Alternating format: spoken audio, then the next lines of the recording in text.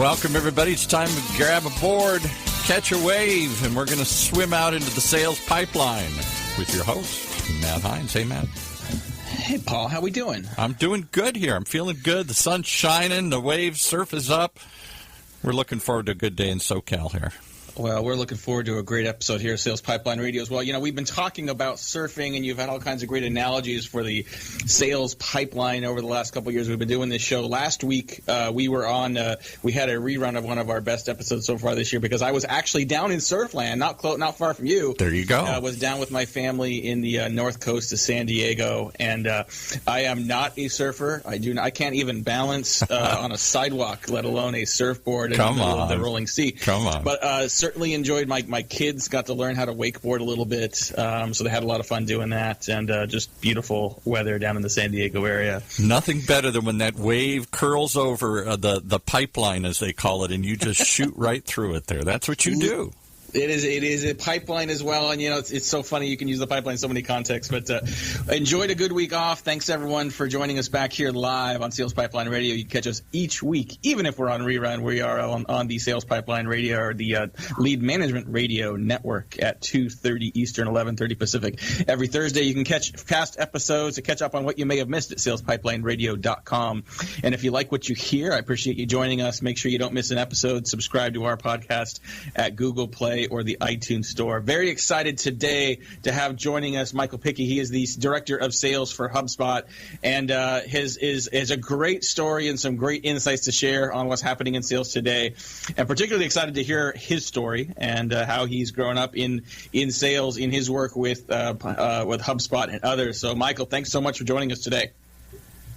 I appreciate the opportunity to come on the show. Thank you very much for having me.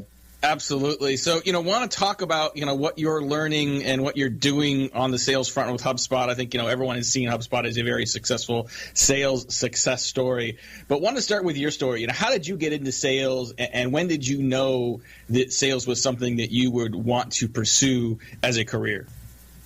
Good question. I think, sales, I think in some ways I was born into it. I had a business when I was 6 years old. And what I used to do was go to folks' houses in my neighborhood and collect their, old soda and beer cans, and I would bring them back to the store and cash them in for the money from the deposits, and then split it 50-50 with the folks that were kind enough to let me operate the service for them. So I started door-to-door selling when I was 6 years old, but I think a lot of the fundamental desire for me to get into the sales career really came from my father. I think, my dad had a corporate job his whole life. And, when I was going through high school, I think my dad was starting to really feel some frustration around his job and, wasn't having an awesome time at work. And he actually, kind of restarted his career, even in his 50s, in a sales role, and really found a ton of passion for it, really enjoyed the ability to control his own destiny, as opposed to kind of being under somebody else's microscope. And I think, I was really hearing a lot of that message in a lot of the formidable years of my upbringing. So, I think just had a real desire to control my own destiny from a really, early stage. And I think that was all around me. And, always have enjoyed the profession, always have enjoyed, building relationships and, helping other folks get wins. So, for me, I think a lot of it came pretty natural and just kind of a part of my upbringing. No, that's great. And I think, we hear a lot of people in sales think of it as sort of their opportunity to play an entrepreneurial role in a larger organization, really to sort of own their own destiny. I mean, it's high risk, high reward, but it can be an incredibly lucrative opportunity, especially right out of school. And, as a UConn grad, go Huskies. I'm a University of Washington grad, so we can both say go Huskies and mean it. Spent some time in insurance and financial services, and, curious what drove you to move from financial services into tech and into the startup world. What got you started at HubSpot? Yeah, the cool thing about starting in financial services is I think it's one of the few industries where you really get full ownership of your book right out of school. Right, it's one of the few entry level sales positions that you can take where you're not just setting up appointments for somebody else. You're not in a strict demand gen capacity. You really get ownership of a book very early on, and I think that provides a young salesperson with a tremendous amount of opportunity to grow and learn and really understand how to kind of juggle the demand gen and sales process responsibilities that go into the role. So I think it's an awesome place to start. I think for me, what I found in the insurance business was I really developed a passion for lead generation. I started obviously by literally ripping out white pages on the telephone book and calling people at dinner time to sell them auto insurance. And I think, pretty early into my tenure, I said to myself, there's got to be a better way of doing this. And so, I logged online. I started looking for, different ways to pursue lead generation strategies. And I found a bunch of companies that actually were kind of in like the lead aggregation space. So you see these folks like NetQuote or InsureMe.com, or these folks that will actually, generate form submissions for folks looking to evaluate their insurance and then, reselling those submissions to agents. And I got into that business and I just absolutely found it fascinating. And really, really thought that the online lead gen was cool, really was fascinated about how it worked. And through my own kind of research, I stumbled upon HubSpot and really saw HubSpot as a way to, be able to, create that same effect for myself, which was cool, and take more of that lead gen responsibility into my own hands and have the power to affect that, from my individual seat, which I thought was really cool. And I became pretty fascinated with the idea of being able to teach and educate others on how to really, take their, lead generation into their own hands and how to be able to grow their business in an inbound way. And give people the education and tools necessary to do so. So I felt a really strong affinity towards HubSpot and what the mission was. And I wasn't seeking to go from insurance to tech. I was really just really enamored with HubSpot's mission. And I was really excited to jump on board and share the, share the learnings that I got, with others. I love that story. We're talking to Michael Pici, who's the director of sales at HubSpot. Great story, starting out right out of school in the sales environment, moving over to HubSpot. Tell me, you joined HubSpot, and very quickly you moved from an account executive to a senior manager to now a director of sales. You started, starting from scratch, in the organization. Tell us what's that like, and sort of what did you learn along the way? What were some of the lessons you've learned as you sort of moved up the ranks very quickly? Yeah, and people always ask me, how did you do it? When I interview folks or when I'm speaking to people at conferences or, industry events, they always ask, like, how did you accelerate your career so quickly? What was like the secret there? And, I think you talk to a lot of folks in the business that perceive it as, okay, if I'm an individual contributor in sales, what I need to do is I need to crush my number. I need to be the number one salesperson in my organization, and then I need to wait in line for the next management job to open up. That seems to be, when you talk to people, I think for the most part, the impression that folks are under for how to accelerate your career very quickly. And I took a very different route to being able to kind of climb the corporate ladder, if you will, but it really didn't feel like a climb of any type of ladder at the time. So what happened was I joined HubSpot as an account executive in 2012, and when I joined HubSpot, we were an inbound marketing company. We were really focused on helping folks attract and convert, leads on their website and through their internet presence. And we developed into also having some marketing automation capabilities, and we became kind of a full marketing platform really early on. And I was an account executive under that context. And I remember I went to a company meeting, and I heard our founders talking about the desire to start to become a multi-product company and to actually get into the sales software space. They were talking about they wanted to build CRM. They wanted to build a sales acceleration product. And I just said to myself, wow, like that's really where the puck is headed here. It's very cool. The kind of thing that I did was I said, okay, if this is where our company is headed, there's going to be a bunch of things that we're going to need to execute upon along the way to get there. They're going to need a marketing site. They're going to need lead gen for this new business. They're going to need a sales process for how to sell this thing. Like, there's going to be so much innovation that's going to be required in order to achieve this new mission that we're on. And I simply just got ahead of it. So I think the approach I took was to continue to do an awesome job in my day job, but then I took it upon myself to actually build the first ever marketing site for our sales products and our CRM. And so I put a website up, I branded it, I started doing my own inbound marketing and started trying to generate leads for our new products on the site. And 3 months into, my kind of nights and weekends project, I had a website that was generating thousands of website visitors a month and was generating hundreds of leads a month. for HubSpot's business. And it was pretty exciting, and I was feeling a little proud of it. So I sent it to our CEO, and I just said, hey, Brian, check this out. This is something I've been working on nights and weekends, and it's kind of aligned with, I think, where you want to head. And I got an introduction to the gentleman at the time who was tasked with kind of starting that new division of our company and building the new product. And him and I really hit it off and became just good friends through the process. Christopher O'Donnell, who today is our head of product at HubSpot, and him and I really bonded and formed a friendship. And he would ask me for my feedback on the new stuff he was working on. I think he appreciated from me that I was a builder and that I was kind of getting out ahead of stuff, and I was taking on and learning new things that were just outside of my specific role. So I actually joined that team in 2014. I never had to interview for the job, never had to do anything. They kind of came over to my desk and said, hey, pack up your stuff. You're moving over to the product team. And I joined with a team of 6 software engineers and a product manager. And, we built HubSpot's sales division from nothing to, the substantial, portion of our business that it is today. So super exciting ride for me. But I think that the lesson that I really try to get across there is that, growing your career is more than about just doing an awesome job in the role that you have today and then waiting in line for that next opportunity. It's really about understanding the direction that your company is going in and trying to get ahead and serve the needs of the business ahead of those things becoming problems or major initiatives.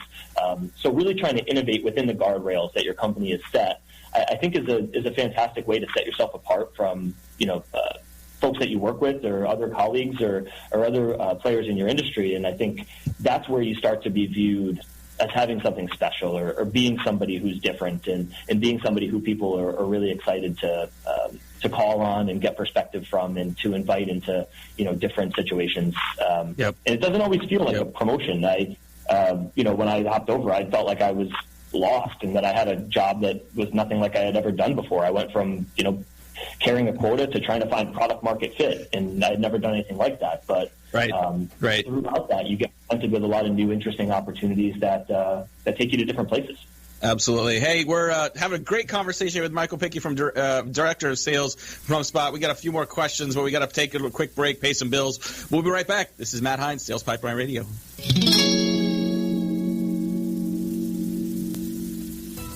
It's no longer enough for B2B marketers to feed their sales team with qualified leads, supply them with content, and bid them good luck the rest of the way. Today's full funnel marketers are actively working side by side with the sales team throughout every stage of the buying journey and sales process, embracing revenue responsibility and measuring their impact based on not just sales pipeline contribution, but marketing influence on closed business and direct revenue growth. Download your free copy of Matt Hines' latest book, Full Funnel Marketing, at HeinsMarketing.com. That's HEINZ Marketing.com. Do you want a free analysis of your inbound marketing? Do you want it in 30 seconds or less? Then check out Marketing Grader, the free marketing tool from HubSpot. It's simple. Just go to marketinggrader.com, enter the URL that you want to analyze, and Marketing Grader will instantly give you a detailed report grading your lead generation, mobile marketing, social media, competitive benchmarking, and more. It's simple, it's powerful, and it's free. marketinggrader.com. All right, back to Matt, and I thought I'd sneak in a little free ad for HubSpot there. It's one we run on the station before, and probably isn't even aware that we had it here, but thought I'd throw it in there. I love it. Well, thanks very much again for joining us, everyone, on Sales Pipeline Radio. We got just a few minutes here left with Michael Pici from HubSpot. And, Michael, I think, of all the other questions that we had talked about in advance, I think one that I think a lot of people, it's always fun to hear from. We always like talking about best practices, but sometimes worst practices are just as valuable. Tell me a little bit about, what are some of the biggest mistakes you feel like you've made in the past, and what have you learned from those? I think it's probably hard to point out one specific or two specific big mistakes that we've made or that I've personally made, because there's actually just been so many. We have made so many mistakes. I think the one thing I would really note on mistakes is that all of them tend to originate from having a team that's not all on the same page. And so I think, one thing that I really respect about, Brian Halligan, our founder here at HubSpot, is, he really describes his job as, in a lot of ways, being a bus driver, right? His job is to get everybody on the bus, get the right people on the bus, and make sure that everybody understands where the bus is headed and make sure that we've got enough gas to get to our destination. And he uses that analogy, but it really is, in my mind, so important. Every hurdle we faced, every obstacle we've had, every time it's felt like we were making mistakes, it's really that the team's not all on the same page about what we're trying to do and what we're trying to accomplish, and people aren't communicating well amongst each other. So to the extent that you can get somebody in your organization that can really be the bus driver, that prevents, I think, a tremendous amount of mistakes from being made, and it prevents mistakes from getting worse when you can spot them very quickly. You can spot those potholes, and you can get the team together to understand where we're going and where we're headed, and fill them back in. So that's the biggest learnings honestly I've had in regards to screwing something up or making mistakes. Now, you've written lately about sales forecasting and best practices for how to do that better. Yeah, why do so many people get forecasting wrong? What's some of the common things people are doing, or in some cases not doing, that make that more difficult?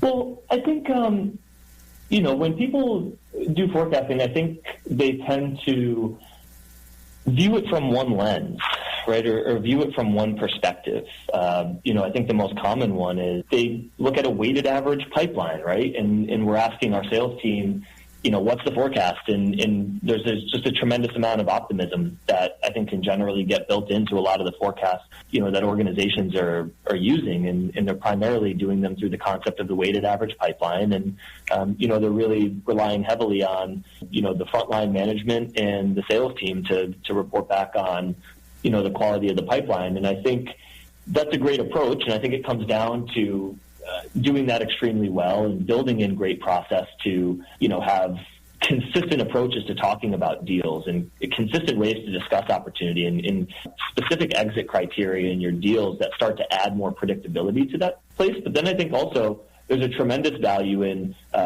cutting your forecast in a couple of different ways and looking at a couple different iterations of types of forecasts that can actually, when you blend them together, help get you much closer to, reality of where it's going to land, and also help to give you opportunities to discuss why these seem to be so far off. So, for instance, the weighted pipeline that gets reported up from the sales organization is one way that we look at it internally at HubSpot. We'll also take a cut and we'll look at a strict leads-based approach, right? How much demand did we actually generate in, a specific time frame, and how much of that demand do we expect to close, and what's the anticipated value based on, previous time periods that we've seen come from that demand?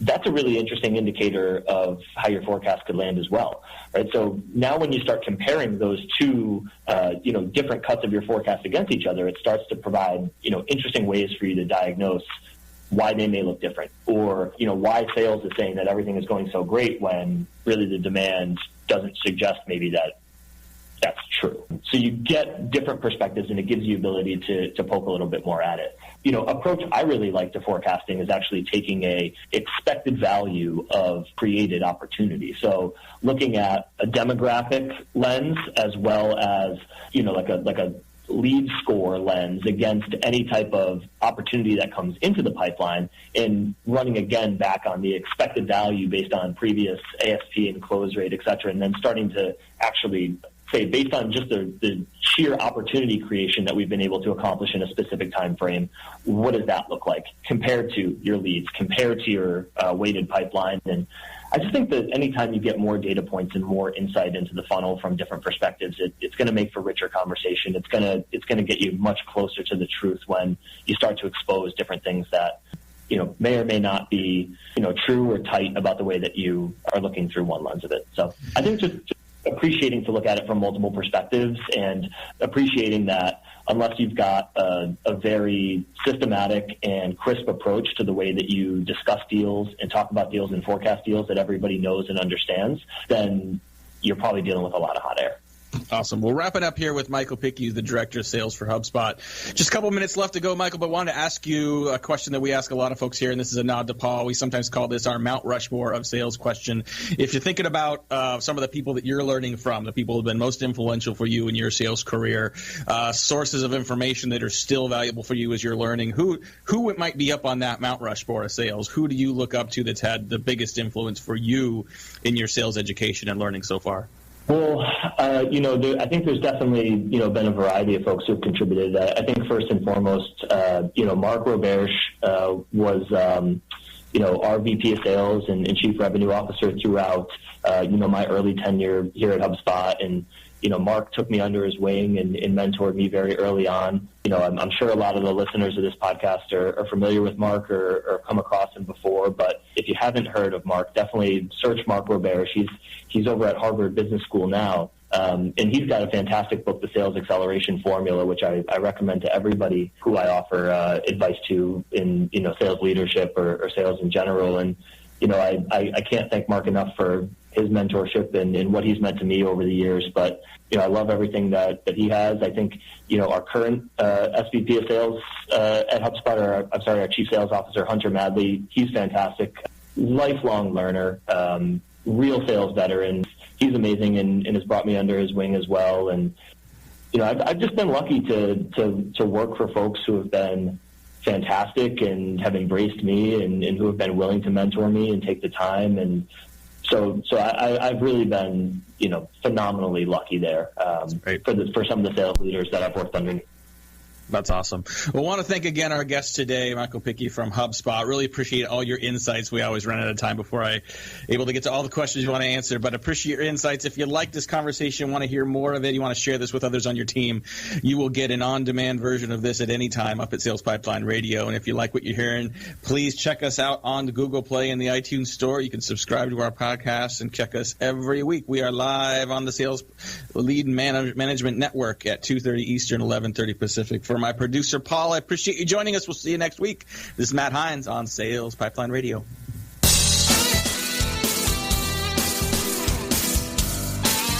You've been listening to Sales Pipeline Radio right here on the Funnel Radio Network for at-work listeners like you. Brought to you by Matt Hines of Hines Marketing.